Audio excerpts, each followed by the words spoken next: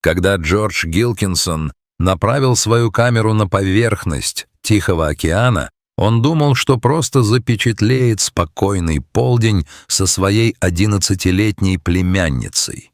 Но в мгновение ока вода буквально взорвалась, положив начало пугающей встрече с дикой природой, полностью снятой на видео.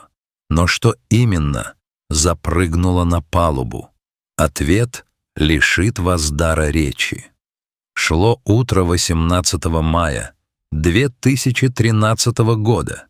Всего через несколько часов после того, как в стране отметили День исчезающих видов. Джордж. Гилкинсон отправился в путь навстречу тому, что казалось ему идеальной мечтой. Он планировал спокойную прогулку на лодке со своей 11-летней племянницей. Это был шанс сбежать от хаотичного городского шума и оставить стресс материка позади. Они и не подозревали, что стресс найдет их самым неожиданным образом. Рано утром они собрали снаряжение, горя желанием выйти в открытую воду. Погода не могла быть лучше. Идеальная видимость на мили во всех направлениях. Небо также было ясным, на горизонте ни облачка. Гилкинсон и его племянница вышли из оживленной гавани и направились прямиком в открытый океан. В конце концов, они остались совсем одни, дрейфуя в милях от безопасного берега. Двигатель был выключен, чтобы сэкономить топливо и насладиться тишиной. Гилкинсон достал камеру и снимал безмятежный горизонт и мягкий плеск волн о борт маленькой лодки. Он был расслаблен, нежась под теплым калифорнийским солнцем. Однако он не осознавал, что прямо под ними стремительно разворачивается погоня не на жизнь, а на смерть. Первый признак беды был едва уловим. Атмосфера океана изменилась в одно мгновение. Чайки, кружившие над лодкой, внезапно разлетелись, быстро возвращаясь к берегу. На округу опустилась неестественная тишина. Затем из глубин океана вынырнула тень. Она двигалась слишком быстро, чтобы быть просто водорослями. Гилкинсон немедленно опустил камеру, его взгляд впился в возмущение на воде. В этих краях тень такого размера, движущаяся с такой энергией, обычно означала охоту хищника. Он крепче вцепился в край алюминиевой лодки и оглянулся на свою юную племянницу, которая сидела всего в нескольких футах, не подозревая о приближающейся массе. Прежде чем он успел составить план действий или дотянуться до ключа зажигания, вода расступилась. Калифорнийский морской лев вылетел из глубин, на долю секунды выгнувшись в воздухе, и с тяжелым глухим ударом приземлился на металлическую палубу. Маленькая лодка накренилась на бок под внезапным весом животного. Холодные соленые брызги разлетелись по палубе, окатив Гилкинсона и его племянницу. Мужчина замер, не в силах осознать внезапное вторжение. Его сердце колотилось в груди, пока он смотрел на незваного гостя. Было ли это нападение или что-то совсем другое? Взрослый морской лев — грозное животное, состоящее из мышц и толстого слоя жира. Оказаться запертым в крошечном пространстве с диким хищником — это кошмар наяву. Ситуация могла легко перерасти в катастрофу, если бы животное почувствовало себя в ловушке или под угрозой.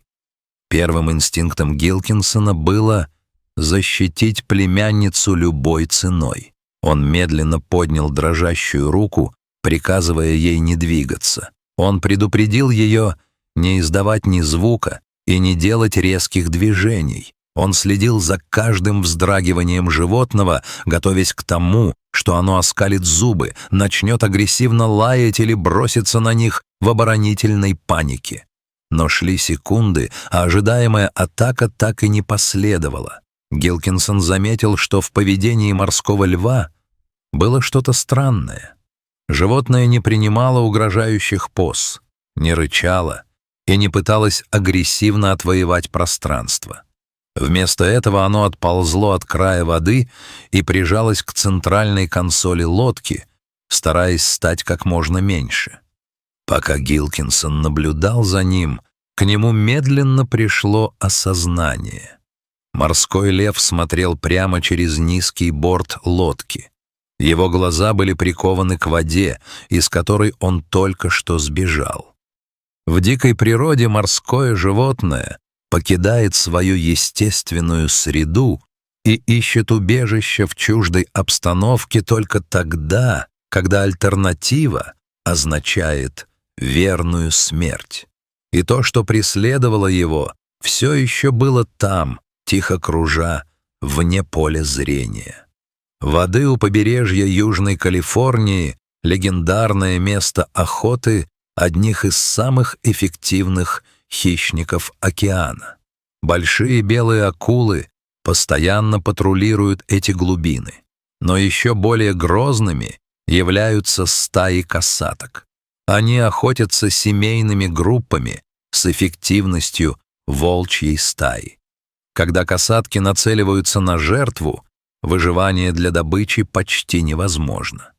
Гилкинсон с замиранием сердца понял, что, возможно, настоящая опасность все еще плавает под ним.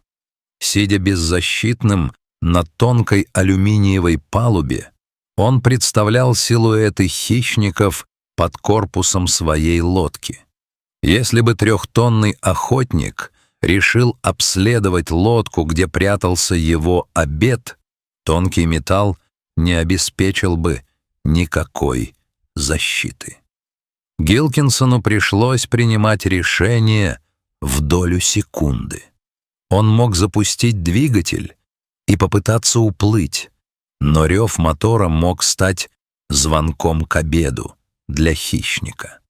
В качестве альтернативы он мог столкнуть морского льва веслом обратно в воду, чтобы спасти себя и племянницу от роли случайных жертв. Но, глядя на измученное существо, прижавшееся к его ногам, он понял, что это будет смертным приговором. Он решил рискнуть и не делать ничего. Он сидел совершенно неподвижно, разделяя свое маленькое убежище с диким животным. Минуты тянулись, как часы.